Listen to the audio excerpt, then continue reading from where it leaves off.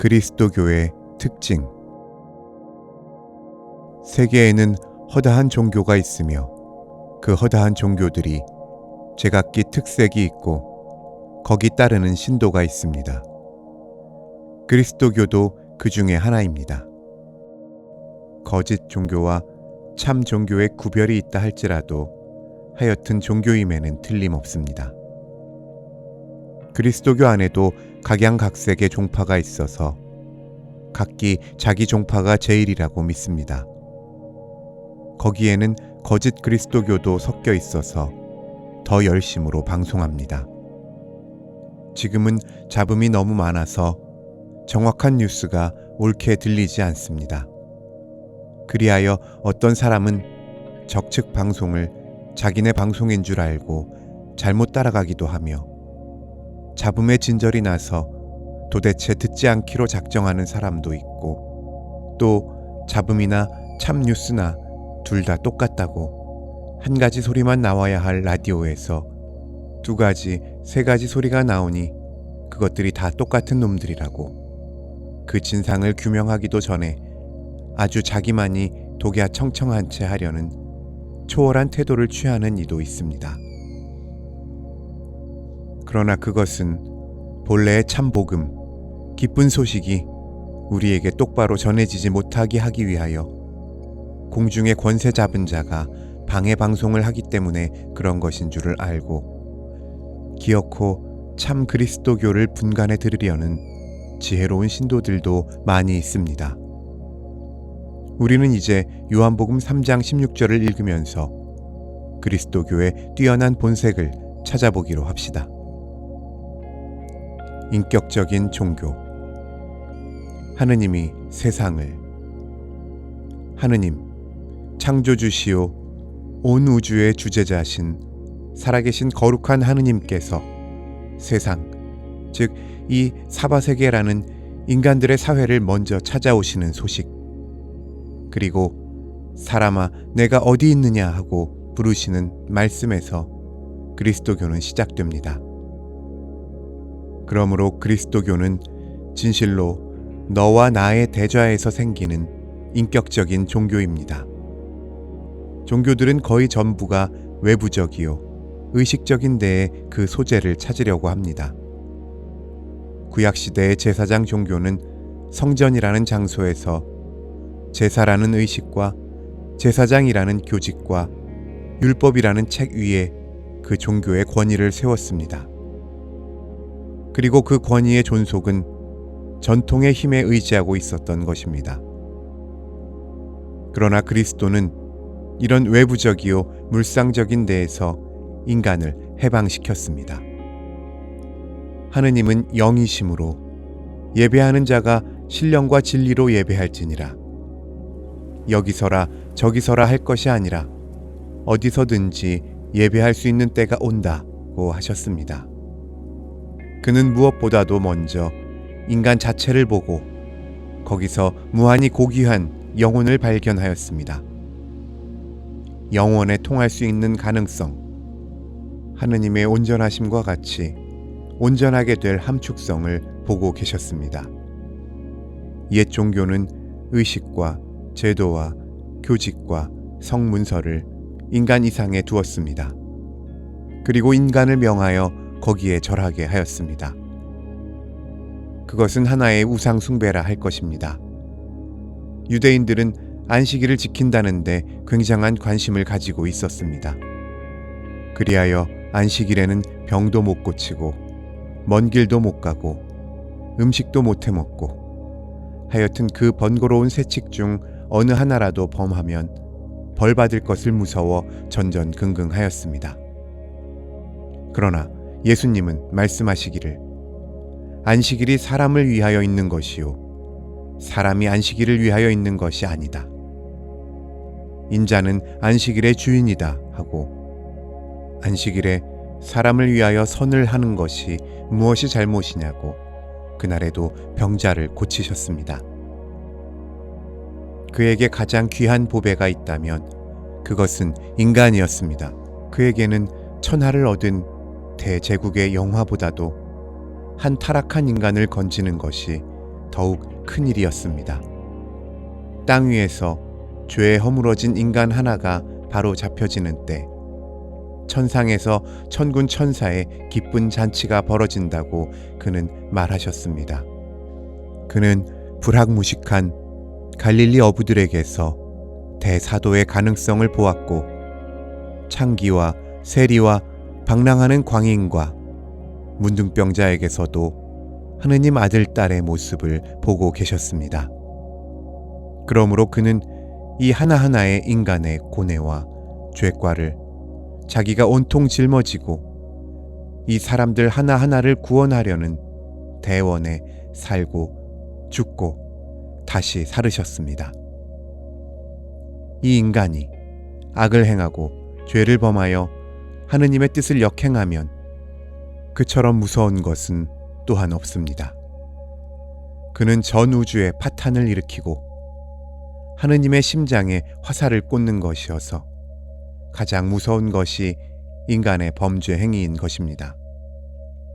그러므로 그리스도께서는 이 죄인의 속량에 그의 피의 마지막 한 방울까지 땅에 쏟았던 것입니다. 그의 종교는 철두철미 인간성 재건의 종교였습니다.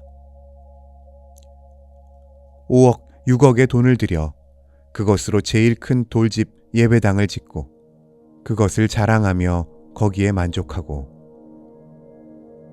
그곳에서 산출되는 인간들 하나하나의 품격에 대하여 등한하다면 그것은 결국 성전주의의 제사장 종교에 가까운 것입니다. 예수님께서는 성전을 가리키며 돌 하나 돌 위에 겹놓이지 않고 다 무너지리라 하시며 참 성전이 있으니 그것은 내 몸이라고 하셨습니다. 정통 신학이니 정통 교리니 하여 그것으로 그리스도교의 최고 표준을 삼는 것은 그리스도교를 인격적인 데서 관념적인 대로, 영적인 데서 율법적인 대로, 자유하는 데서 종되는 대로 이끌어가는 것이어서 하나의 우상 숭배인 것입니다. 그리스도교는 영적이요 인격적인 주체와 주체의 응답이기 때문에 아무러한 통에도 들어갈 수 없는 것입니다. 신학이 있고 교리가 있어도 그것은 날마다 자라는 생명운동을 전제로 한 유기체적인 조직이요 결코 고정주의적인 외적인 보수, 정지된 시스템은 아닙니다. 이런 의미에서 우리는 교회당 건축이나 교리 옹호라는 데보다도 산 인간들의 아름다운 삶의 건축, 인간성의 그리스도적인 재창조에 더욱 큰 관심을 가져야 될 것입니다. 우리 교회가 청년 학생들에게 더 많은 관심을 가지는 것은 한창 건설 도상에 있는 그들에게 그리스도의 형상이 이루어지게 하기 위한 기원에서 생겨진 것입니다. 강원용 목사가 학생운동에 나선 것이나 우리 교우들이 장학회 사업에 열심하는 것도 이 인간 건축에 기여하기 위함입니다. 이처럼 사랑하사. 그리스도교는 윤리적인 종교입니다. 의로운 사랑의 종교입니다. 모든 그리스도교적인 품격, 생활은 이 거룩한 사랑에서 흘러나오는 것입니다. 종교에는 불교처럼 형이상학적인 것도 있습니다. 깊은 침묵과 명상에서 자기 자신의 아트만을 더듬어 본다거나 모든 차별의 세계에서 해탈하여 하나의 세계에 귀일한다는 등의 종교가 아닙니다. 그리스도교는 선을 행하라는 하느님의 명령에 엄숙한 의무를 지는 종교입니다. 아름다움이란 것도 선인 때에만 그리스도교적이 됩니다. 진리도 선을 위한 질서인 것입니다. 요새 우리 한국의 어떤 교파 안에서 너무나 무엄하게 횡행하고 있는 일종의 비윤리적인 경향은 이 점에서 빈척을 받아야 합니다. 그들의 밤낮 떠드는 말은 소위 정통 교리를 옹호하기 위하여는 윤리적이 아닌 수단도 얼마든지 용어될 수 있다는 그것입니다. 그리하여 정통 교리 옹호의 미명하에서 거짓, 악선전, 미워함과 저주와 불법 등을 당연한 일같이 감행하고 있습니다. 그것이야말로 그리스도교에 대한 가장 파괴적인 이단입니다. 교리 자체가 선을 위한 질서인데 교리를 위하여 불선을 감행한다는 것은 그 자체가 너무나 심한 자가당착이기 때문입니다. 너희들은 세상의 빛이라. 사람들이 너희의 착한 행실을 보고 하늘에 계신 너희 아버지께 영광을 돌리게 하라 하였습니다. 우리 크리스찬에 가는 곳마다 윤리적인 갱신이 따라야 할 것입니다. 죄가 은혜로, 악이 선으로, 부패가 신생으로, 침체가 생장으로 변해져야 할 것입니다. 하느님께서는 자신의 독생자를 제물 삼아 죽음에 붙이기까지 이 세상을 사랑하셨습니다. 사랑은 모든 윤리의 원천입니다. 그리스도는 우리가 죄인 되었을 때 우리를 위하여 십자가에 대사하시기까지 우리를 사랑하셨습니다. 그렇다면 크리스찬의 전 모습이 그리스도적인 사랑이어야 할 것이 아니겠습니까?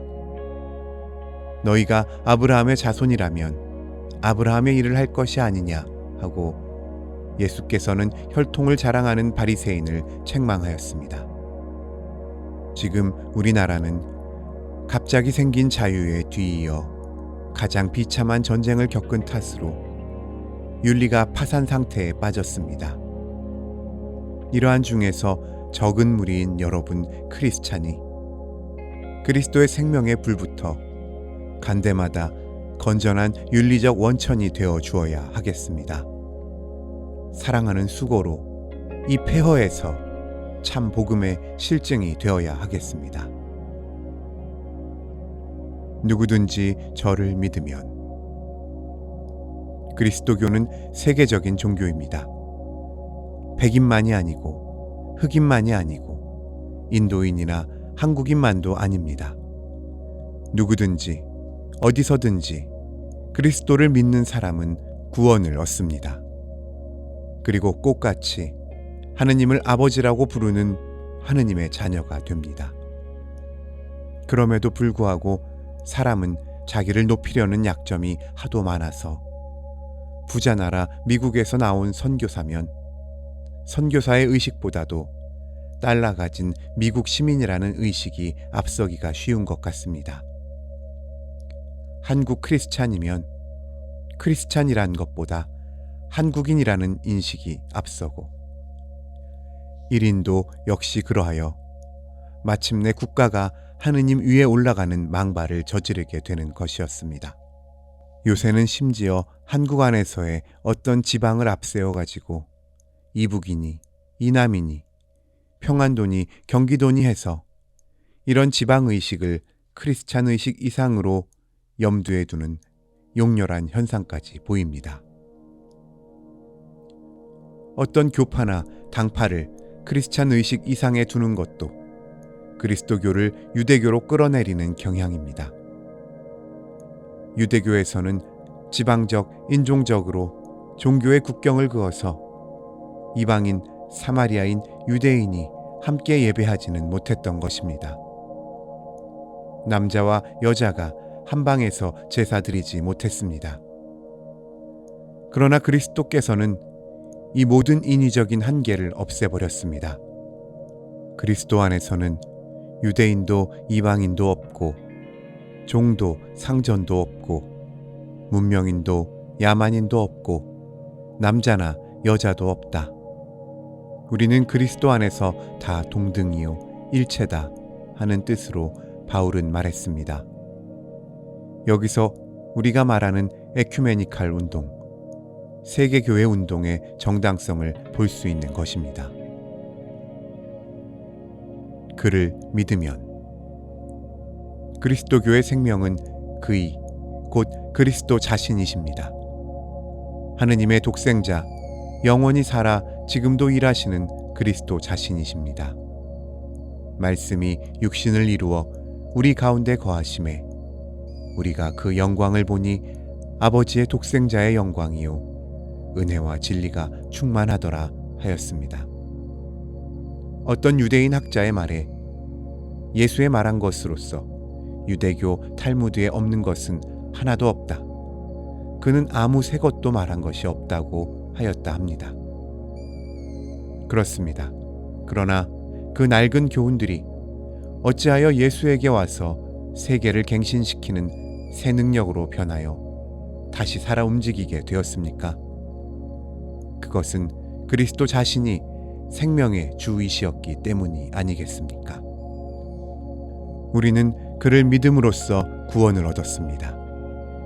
그리고 또 그의 안에서 성령의 감동함을 받고 그의 나라의 실현을 위한 성역에 동참한 것입니다. 사망의 음침한 골짜기에 신음하는 한국에도 그의 나라는 실현되고야 말 것입니다.